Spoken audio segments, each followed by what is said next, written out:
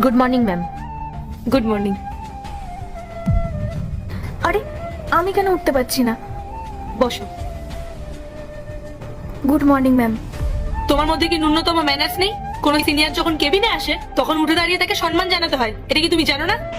Ma'am আসলে ব্যাপারটা একদমই তেমন না। আসলে আমি বলতে চাইছি। Shut up! আমি তোমার কোনো অজুহাত বা কোনো তর্ক শুনতে চাই না। তুমি বসো। Thank you ma'am.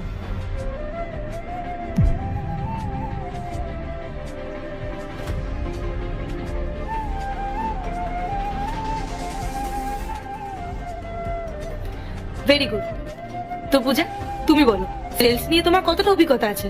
ম্যাডাম সত্যি বলতে সেলস নিয়ে আমার সেরকম কোনো এক্সপিরিয়েন্স নেই, তবে আমি মার্কেটিং বুঝতে পারি। I know marketing very well. Ma'am আমার সেলসে কিন্তু ভালো অভিজ্ঞতা আছে। আসলে গত 3 বছর ধরে আমি এই সেক্টরেই কাজ করছি। আমি কি তোমাকে কিছু জিজ্ঞেস করেছি? Sorry ma'am. ঠিক আছে পূজা, তুমি একটু অপেক্ষা করো, আমাকে একটু সময় দাও, আমি আসছি।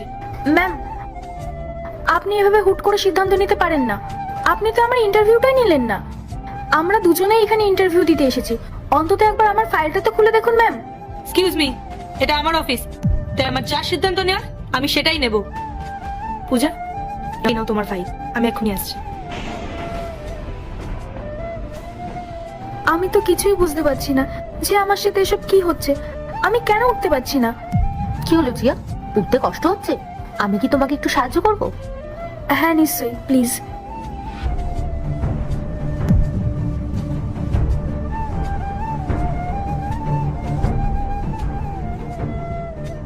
এরপর কি হলো সেটা দেখার আগে তুমি যদি এই আল্লাহর দুইটা ছবিকে মন থেকে ভালোবাসো তাহলে ভিডিওতে লাইক করে চ্যানেলটি সাবস্ক্রাইব করে দাও। আর যদি না ভালোবেসে থাকো তাহলে কিছু করার দরকার নেই, আর কমেন্টে লিখে যাও আমিন। মানে এসব তুমি করেছো? আমার পা তুমি বেঁধে রেখেছিলে? হ্যাঁ আমি করেছি।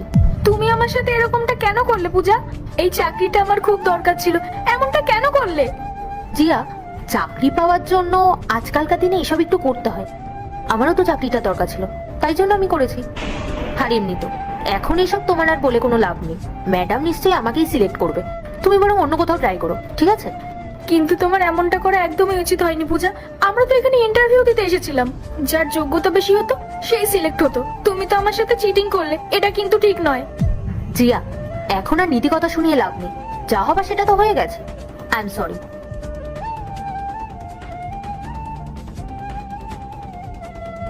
তোমাদের মধ্যে থেকে আমি যে কোনো একজনকে সিলেক্ট করেছি, আর আমি যাকে সিলেক্ট করেছি তার নাম হলো মিস জিয়া।